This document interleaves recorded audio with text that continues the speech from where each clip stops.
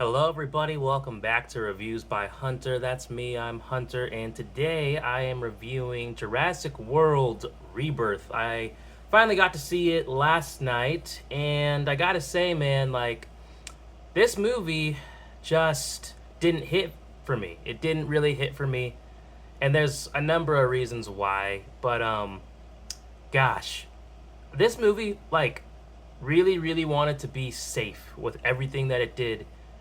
Nothing ever stood out. Nothing really ever felt important in the movie. And I guess I'll get into why. So, okay, Jurassic World Rebirth. First of all, so we are told at the beginning of the film that dinosaurs are basically going extinct again. They're dying off because they can't survive in our environment, and our climate just isn't working for them. The only dinosaurs that are still thriving are the ones that are living closest to the equator because it mimics the climate from millions of years ago when dinosaurs existed. Okay? Alright, fine. So, we first set off 17 years in the past at this research facility where they're doing research on, genetically modified dinosaurs and stuff, blah, blah, blah, blah, blah. And, okay, this right off the bat was annoying. So, there is this lab guy who's eating a Snickers bar. And, by the way, there's a lot of product placement in this movie. And he, okay, so he has the Snickers bar in his mouth, and then he basically drops the wrapper, though. And so we get this camera shot of the Snickers wrapper just floating around for what feels like forever. And so finally it goes inside a door at this research facility and basically blows up their entire security system, which releases all of the dangerous dinosaurs at the facility, all because of the Snickers wrapper shutting down their entire system. And so everyone dies, and then the dinosaurs take over the island. So that's the opening scene of the movie, and it just came across really corny. Honestly, it felt like that was an opening scene you would see in more of a comedic movie, like a Snickers bar or a Snickers wrapper. Really? Ridiculous. We do get our first death, which is the D-Rex has the lab guy trapped behind a door. The woman won't open the door because it's a 2-key system, and the D-Rex, just drags him off, and, through the red smoke and everything. So then fast forward, and this pharmaceutical guy, business dude, hires Scarlett Johansson's character named Zora to be a part of this team to go back to this island. Reason being, they want to extract the DNA of the 3 largest living dinosaurs. And I'm not going to lie to you, I'm forgetting their names. One of them was the Mosasaurus, which is the one that lived in the sea. And I think there was the Titanosaurus, which I think was the land dinosaur. Anyway, the reason they want to extract the DNA is because apparently the blood of these dinosaurs is, I'm not gonna lie, something science babble, it's magic, and it will cure heart disease for millions of people. And they need dinosaurs with a big heart. Again, I don't know why. The bigger the heart, the bigger the magic blood or something that will save millions of people from cardiovascular disease. The pharmaceutical guy says that this will probably make trillions of dollars, yet only offers Scarlett Johansson's character $10 million to join this mission. Anyway, so that sets off the mission, and okay, that's fine. It sets up the story for what our main characters, it launches them into their journey. However,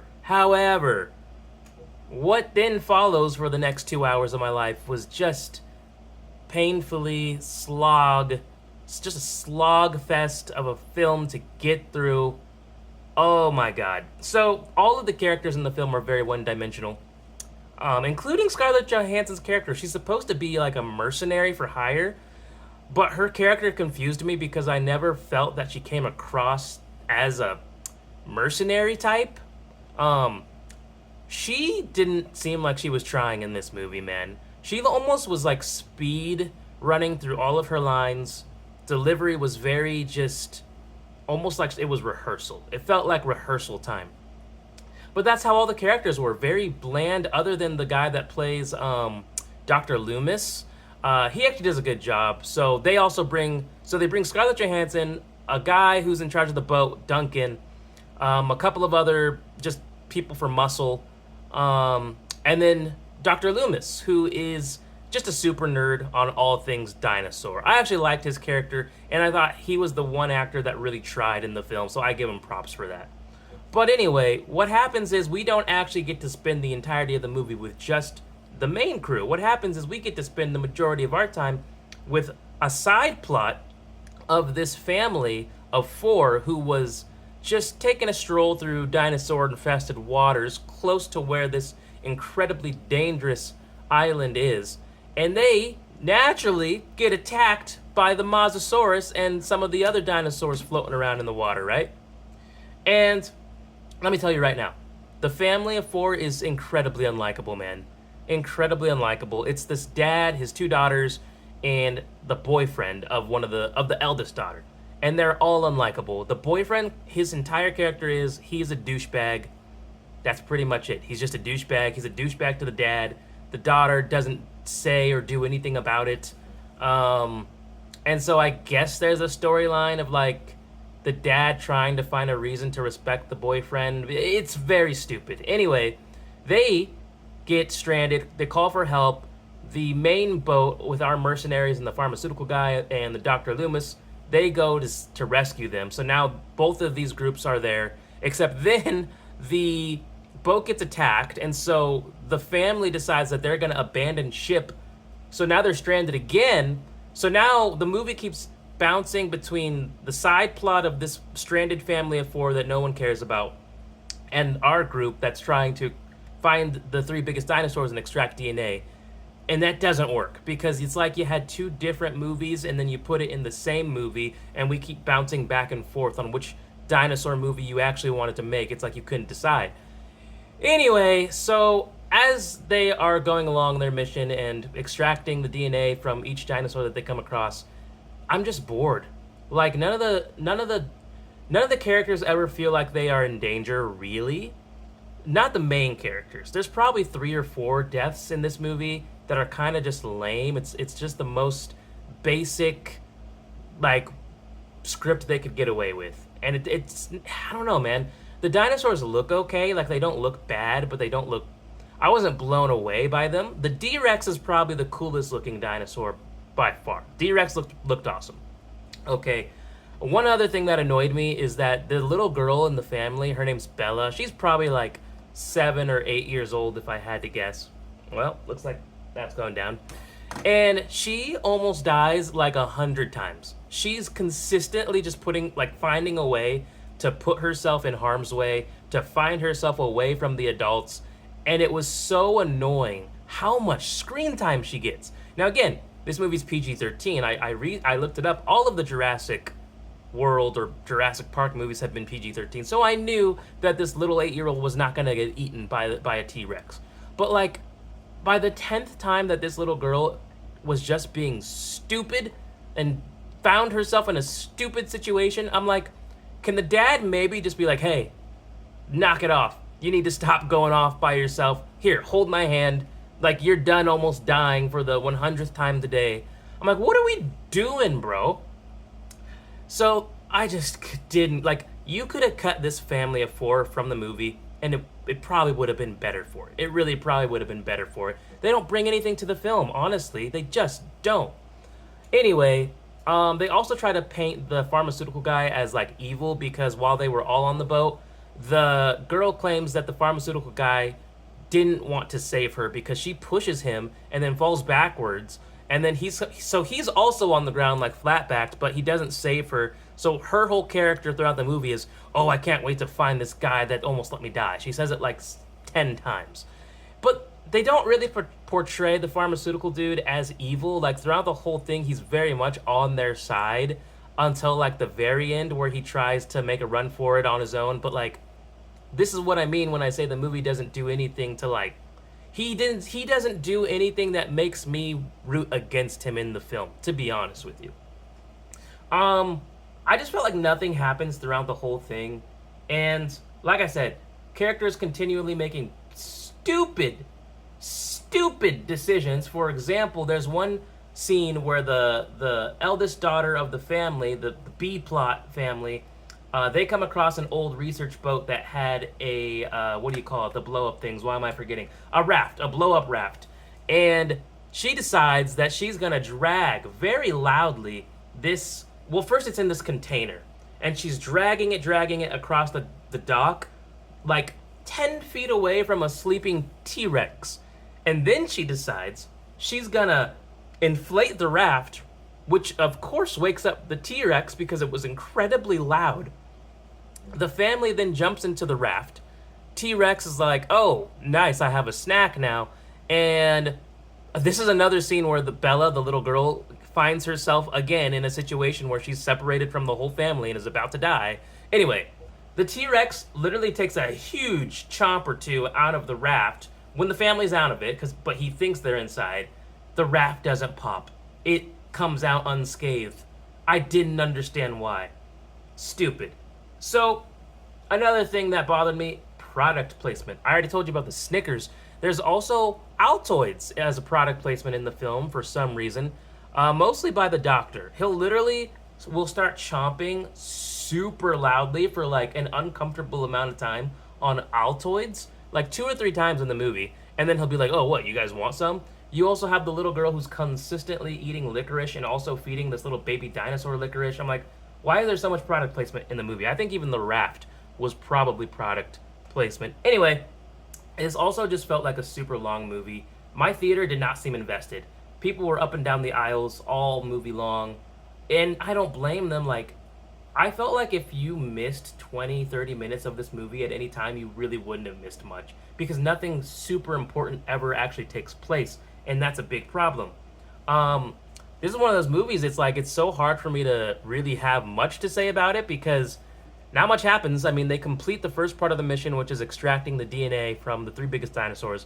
So then at that point, it's basically just them trying to get to this rendezvous point where they're going to be picked up by a helicopter at a designated time. But they're trying to reunite with the family because they got separated. So, you know, they have run-ins with dinosaurs here and there. But again, it's never actually entertaining. It's never actually fun to watch. Like I said, the coolest looking dinosaur was definitely the D-Rex, who comes in probably in the last 15, 20 minutes of the film. Looks like a xenomorph alien. I actually thought it looked pretty awesome, but it doesn't get a lot of screen time. And again, I don't even... I guess it did get 1 kill because it grabs the helicopter out of the air and takes a bite out of it, but that was it. There's another part of the movie where this guy, Duncan, who was in charge of the main charter boat, is going to sacrifice himself because they figure out that the xenomorph-looking D-Rex likes light. So instead of grabbing a flare and like throwing it in the opposite direction, he decides he's just gonna swim with the flare and lure the D-Rex away from the rest of the group. But then we find out that he actually survives, even though he came face to face with the D-Rex, and I don't know how he actually survived off screen. That he didn't have any weapons or anything, so that didn't make sense. As I struggle to remember things that happened in this movie, I simply cannot, because it just wasn't entertaining. I found myself spacing off at points in this film, and again, none of the characters are enjoyable or likable enough for me to want to pay attention. Even Scarlett Johansson, who definitely felt like she didn't want to be there. I genuinely at one point was like, can the family just get eaten by a Mosasaurus or a Titanosaurus or something, because I don't care about them. God, what else even happened in this film? Oh, another dumb thing that happens. So remember at the beginning where they say that the dinosaurs are dying because they can't handle our climate? That's why they survive closest to the equator at this island. Well, the dumb little girl Bella decides that she's going to take home this little baby dinosaur that she named Dolores, and she's been feeding it licorice throughout the whole movie, blah, blah, blah. Well, at the end of the movie, they do find, I guess, an extra boat to ride off quite literally into the sunset with.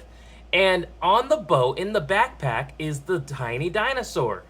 We were told that that dinosaur cannot survive outside of this climate on this island, but she's going to bring it back home with them where all the other dinosaurs are dying and going extinct. And nobody, not one adult in this whole group said, hey, that's not a good idea. The dinosaur won't be able to survive.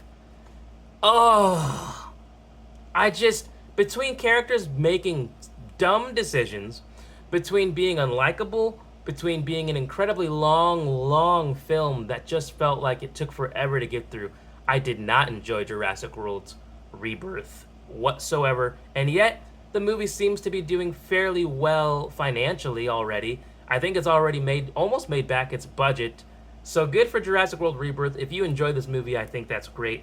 I think this movie was just painfully boring and didn't ever do anything to like evoke any kind of emotion within me. It never made me feel sad or afraid for the characters because they're never really in danger.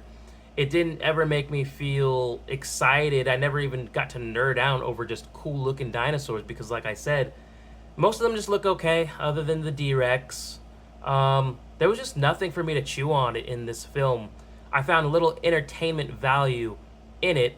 And also, I don't really understand how the DNA of these animals is so precious that, like, just right off the bat, it's gonna save the world. That was another thing, is that Dr. Loomis doesn't want to give the blood, the DNA, to the pharmaceutical guy. He wants to outsource it to everybody so that everybody can have access to it and they can't price people out of being able to afford it, which Scarlett Johansson's character is like, oh yeah, sounds good. Like, her character doesn't ever feel like a character. It's just like Scarlett Johansson's just there, and wherever the plot is going, Scarlett Johansson's just like, yeah, sounds good.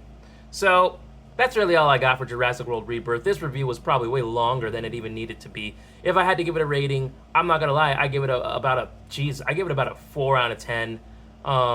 The only thing saving it for me is the fact that the D-Rex looked super cool. And I guess there was some scenes where, like, people got gobbled up by a dinosaur that was kind of cool. Other than that, man, this movie's just a nothing burger. It's just a nothing burger. I would save your money and honestly wait for this to come out on streaming. It's just very lazy, and it doesn't feel like it's actually trying to entertain me or you. But this has been Reviews by Hunter. Leave a like, leave a subscription, tap the bell notification.